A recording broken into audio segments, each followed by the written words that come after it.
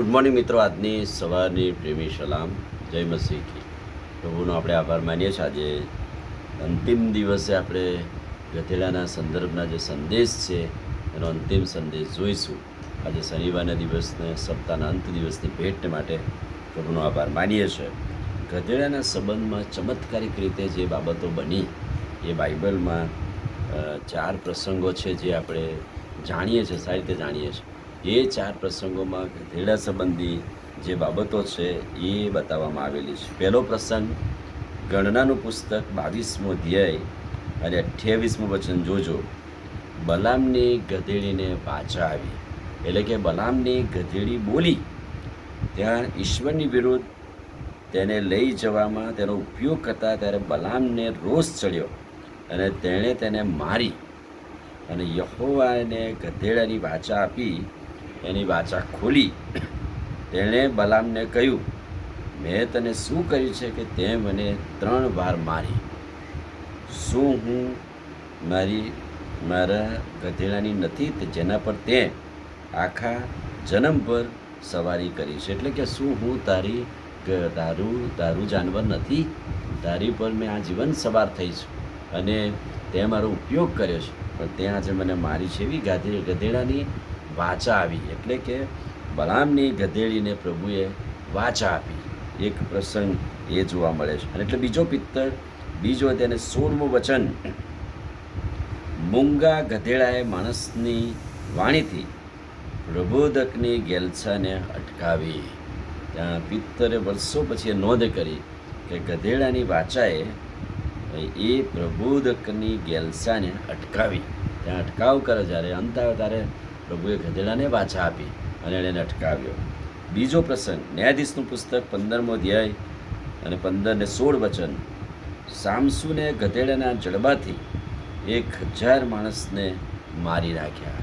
સામસુને કટોકટીની પળોમાં દુશ્મનોને મારવાના માટે ગધેડાના 1000 માણસોને પેલા જડબાથી માર્યા, એટલે કે એની ખોપરીથી માર્યા. અને એ ગધેડાના જડબાથી મારીને સફળતા પ્રાપ્ત કરી. અને ત્યાર પછી કે ત્યાંથી પાણી નીકળ્યું અને તે પીધા પછી સામસુન શુદ્ધિમાં આવ્યો. એટલે ત્યાં પણ ગધેડાના જડબાની વાત નોંધ કરવામાં આવી છે. ત્રીજો પ્રસંગ પહેલો રાજા 13મો અધ્યાય અને 20 થી 5, માર્ગમાં ઈશ્વર ભક્તને સિંહની મુલાકાત થઈને મારી નાખ્યો, પણ તેનું ગધેડું ત્યાં જ ઊભું હતું. માર્ગમાં ઈશ્વર ભક્તને સિંહે મારી નાખ્યો, પણ તેનું ગધેડું ત્યાં જ હતું. એને માર્યું નહીં, એ ચમત્કાર કહેવાય. તેણે માર્યું નહીં. હવે તમે પહેલો રાજા 13:28 કલમ જોજો. માર્ગમાં લાશની પાસે ગધેડો તથા સિંહ જોડે ઊભેલા હતા. સિંહે કહે છે કે ગધેડાને માર્યો નહીં. ત્યાં ઊભેલા હતા, બેઉ જીવિત હતા. હવે ગધેડાને સિંહ જોવે તો એને ફાડી ખાય, મારી ખાય. પણ ત્યાં એક ચમત્કાર બતાવવામાં આવેલો છે કે ત્યાં સિંહ અને ગધેડો બંને સાથે છે.